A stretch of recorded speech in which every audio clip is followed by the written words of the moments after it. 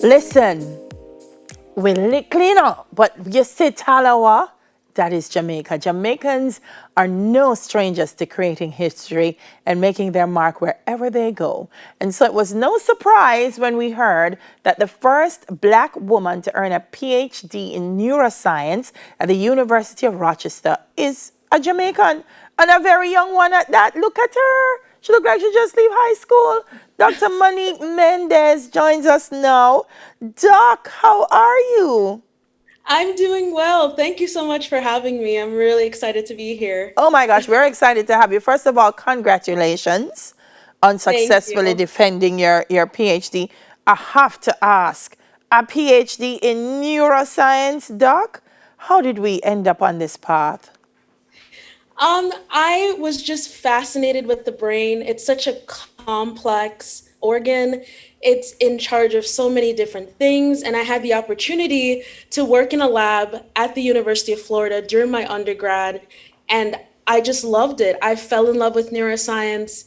I love the idea of tackling this really complex organ over time. Yeah, I was reading somewhere online. One of our local scientists here in Jamaica said when he met some of the rural kids, they were surprised to know that he was a scientist because they think black people aren't scientists. When you attended the university, first of all, did you know you'd have been the first black woman to graduate with a PhD in I did neuroscience? not. I did not. I actually was at the end of my defense. I asked my advisor, "Am I the first Black woman?" And she said yes. And I was surprised, but I was also excited. It just was exciting to be a part of history and to be able to say that my PhD made history. And yes, I do agree with what you said that a lot of young kids don't know that you can get a PhD in neuroscience and it is possible. Yeah, boy, tell us about finishing this doctorate in the pandemic. I know. It was a difficult thing, but I was in a good place towards the beginning of the pandemic. I was in the process of writing my dissertation. Mhm. So all of my experiments in the lab were almost done. So that was something I would say like a little bit of luck. But it was very challenging having to do my defense through Zoom. Just like we're doing this now, I Zoomed my defense to my committee and to my family and friends all over the world. Yeah. And when we said Jamaican, we're not talking about way down the road. You went to St. Andrew Prep here in Jamaica? Yes, I did. Yes, yes, yes. At what age did you leave Jamaica? I left when I was 14. I went to St. Andrew and then I did 3 years at Immaculate Conception High School. I played orchestra with the Immaculate Symphony Orchestra. Everything. I remember Mrs. Polson, Sister Angela, everyone there. Wow, wow, wow. Now look, Doc, I'm gonna ask you a question and you're gonna pretend as if I know what you're saying, because I want to know what was the dissertation about, and I'm gonna try and figure it out. Okay? So tell me Okay. what area particularly did you zero in on in terms of neuroscience? So, my thesis work was focused on these brain cells known as microglia, and they are essentially the immune cells of the brain. They look out and try to identify different changes in the brain. They respond to injury. They also are in charge of just the normal development of the brain. So I used advanced imaging techniques known as in vivo two photon microscopy to really look at these cells real time in the brain to understand how they're born, where they come from, how they self renew. So, my project was essentially focusing on that. And another aspect of my work was looking at how these cells, what are the roles of these cells in Alzheimer's disease? So, that was a second portion of my thesis work. Wow. Listen, Doc, when you hit some of the words, my terrible, terrible co-workers were in here laughing because they think I don't know what you said, but I know what you said. And listen, that's very important work because the brain is like where it all happens. And if you're talking about Alzheimer's, then clearly dementia and other things that have to do with the brain. And that's groundbreaking work. So I'm very, Thank very you. proud that a Jamaican is really spearheading that. Um, were you always a fan of the sciences when you were going to school? I remember the first ever experiment we did at St. Andrew Prep where we had to bring in a solar system made out of little pipe cleaners and foam balls. And I was just excited to show my project at St. Andrew. And then I really loved the sciences when I went to Immaculate. I did biology and chemistry and physics during my ninth grade. And then when I got to Florida, I really dived into the sciences. I took anatomy. I made sure that I was taking as many sciences as I could.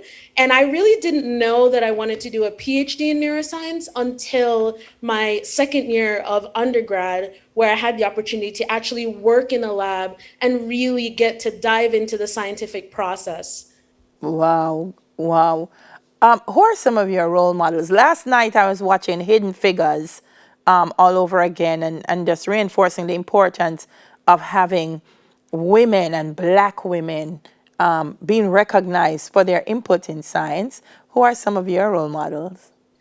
I would have to say my role model is my advisor, Dr. Anya Mayeska. She is not only my advisor, she's my mentor. I've worked in her lab for 5 years, and she's done nothing but advocate for me, put my name out there, made sure that I had the opportunities to succeed.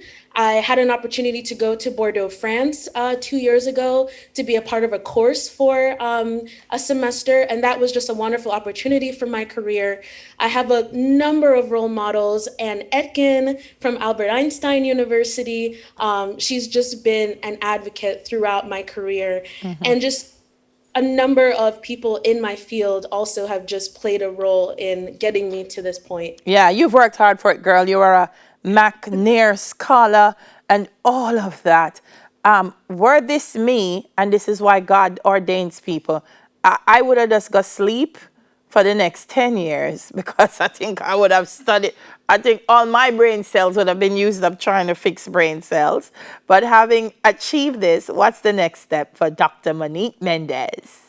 So, yes, the next step for me is that I will be pursuing a postdoc at Stanford University in California. So, I will spend the next couple of years really learning how to be a principal investigator, essentially a researcher that has their own lab.